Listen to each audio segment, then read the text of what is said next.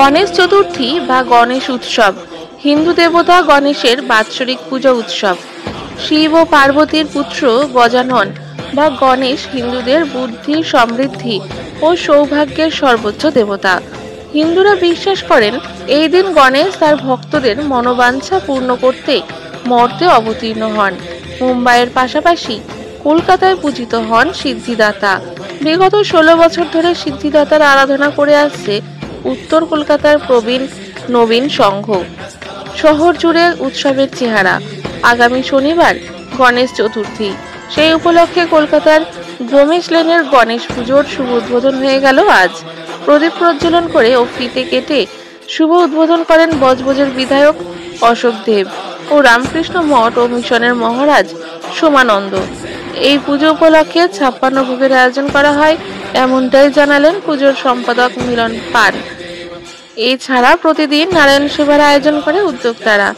এই দিন উদ্বোধনী অনুষ্ঠান উপস্থিত ছিলেন 50 নম্বর ওয়ার্ডের সভাপতি সুকুমার সোনকর, পুজোর সম্পাদক প্রবীর দত্ত, কোষাধ্যক্ষ প্রসেনজিৎ ঘোষ ও রাহুল দাস, এই পুজোর সভাপতি প্রণব কুমার দাস। পুজো উপলক্ষে প্রতিদিন লাড্ডু ভোগ বিতরণ করেন উদ্যোক্তারা। প্রথম থেকে শুরু করেছি 2009, আমরা প্রথম থেকেই একই মানসিকতা নিয়ে চলছি, যাতে আরো ভালো করে করা যায়, আরো বড় করে করা যায়। এটাকে আমরা করেই থাকি। আমাদের মেন উদ্দেশ্য কিন্তু পূজা পাঠ নয়, সকলকে এক জায়গায় জড়ো করা। ধর্মমত নির্বিশেষে আমরা কোনো সবাই একসঙ্গে থাকি। এছাড়াও আমরা যেটা করে রাখি, অনেক সোশ্যাল সেবা করে রাখি, সোশ্যাল ওয়ার্কার। আমরা সকল মিলি সোশ্যাল ওয়ার্কার করি, যারা চিকিৎসা পায় না ঠিকমতো, যারা রক্তের অভাব সেগুলো আমরা করে থাকি, কেউ খেতে পাচ্ছে না, কারো বইয়ের অভাব সেগুলো আমরা করে থাকি। অনেক সময় পরিধানও আমরা বিতরণ করে থাকি। আর এই পূজা আরো বড় করতে পারবো আশা করা যায়, সকলের সহযোগিতা মাথায় নিয়ে আশীর্বাদ। একটা কথা এসেই যায়, আমার নাম মিলন। আমি সবসময় চাইবো নবীন নবীনের সঙ্গে একসঙ্গে মিলন ঘটাতে পারি, এটাই আমার পরিকল্পনা। আমাদের এই মুহূর্তে 37 জন সদস্য। নবীন প্রবীণ সংঘ গণেশ পুজো আয়োজন করেছেন। আমি সামনে দাঁড়িয়ে একটাই প্রার্থনা করবো, আমি যেন সুখে শান্তি থাকতে পারি, রাজ্যে হিংসা বন্ধ হয়। এককালে আবার ছিল, রেওয়াজ ছিল মহারাষ্ট্রের পুজো বিশ্ব হয়, আমার সারা রাজ্যে সারা ভারতবর্ষে অনেক গণেশ হয়। আমি প্রতিটা গণেশ পুজোর কাছে ঠাকুর কাছে একটা অনুরোধ। বহু বছর ধরে করছেন। তাদের মূল উদ্যোক্তা হচ্ছেন যেমনি মিলন রয়েছে, প্রদীপ দত্ত রয়েছে, ডাকনাম বাপি, এবং পুনর্দা রয়েছে এই পুজোর প্রেসিডেন্ট। অনেক দিন আরো অনেকে এই পুজোতে রয়েছেন এবং এই এলাকার সুখ শান্তির জন্য এই পুজোটা কামনা করা হয়, যাতে এলাকার মানুষ পল্লীবাসীরা ভালো থাকুক। এই আমার এই অর্চনাটা এবছর 16 বছরে পড়লো। আমরা 2009 সালে শুরু করেছিলাম। তখন আমাদের উদ্দেশ্যটা ছিল প্রথম থেকেই মহান, কারণ আমরা শুধু পূজা করব না, সমাজ সেবাও ওর সঙ্গে করি।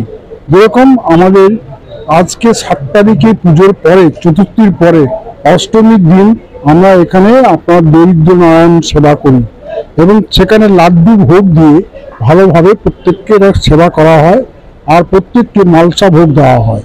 তো এই কাজটা করা খুব কঠিন, তত সহজে আমি বলে দিচ্ছি অত সহজ নয়। খরচা এবং তার সঙ্গে আমাদের লোকবল ও পরিশ্রম এবং সবচেয়ে বড় কথা মানসিক ধৈর্য এবং ধৈর্য দরকার। আমরা সেইটা নিয়ে এগিয়ে চলেছি বলে ধীরে ধীরে আমাদের এই পুজো প্রচার পাচ্ছে এবং অনেক বড় হয়েছে। এবং এবছরই আপনার পুজোর আয়োজন দেখে নিশ্চয়ই মনে করতে পারছেন যে আমরা পুজো ভালো জায়গায় পৌঁছে গেছি।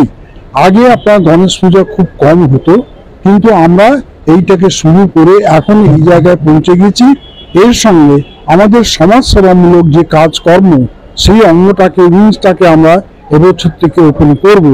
আমাদের ক্লাবের যে সেক্রেটারি মিলন এবং আপনার প্রবীর দত্ত, এরা খুব এনার্জেটিক ছেলে। এদেরকে সঙ্গে নিয়ে আমাদের আগামী দিনে কিছু মানুষের কাজ, সোশ্যাল ওয়ার্ক করবার আমাদের প্রোগ্রাম আছে। আমরা এই বছর থেকে স্টার্ট করব এবং এই গণেশ পূজার পর থেকে আমরা শপথ নিয়ে মানুষের দরিদ্র নারায়ণ সেবা, গরিব মানুষের পাশে দাঁড়ানো এবং আপনার পার্টিকুলারলি মেয়েদের উপর এই যে নির্যাতন, যেটা আমরা সহ্য করতে পারছি না, আমরা হয়তো সবার মতন রাস্তায় নামতে পারছি না, কিন্তু আমাদের অন্তরটা এবং বুকটা সবসময় কাঁদছে ঘরের মেয়েটার জন্য। আমরা এইটার সম্বন্ধে কিছু করব সেই চিন্তা ভাবনা করি। চাইবো পরের বছর আরো বড় করার ইচ্ছা আছে আমাদের সবাইকে নিয়ে একসাথে, এইকে ছাপিয়ে যাওয়ার চেষ্টা করো পরের বছরে।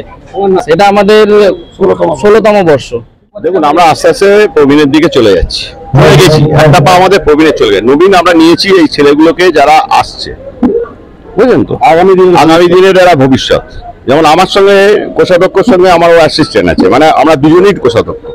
ব্যাপারটা কি আমাদের নতুন প্রজন্মকে তৈরি করতে হবে, তো আমাদের তো এটাই নিয়ম যে আমাদের পুরোনোদের জায়গা ছেড়ে দিতে হবে, নতুনরা উঠবে। বাণিজ্য নগরীতেও এটার প্রচলন ছিল, এখন কলকাতা বাণিজ্য নগরীতে আস্তে আস্তে পরিচয় হচ্ছে, সেই জায়গাটা আপনার এটাও বাড়ছে।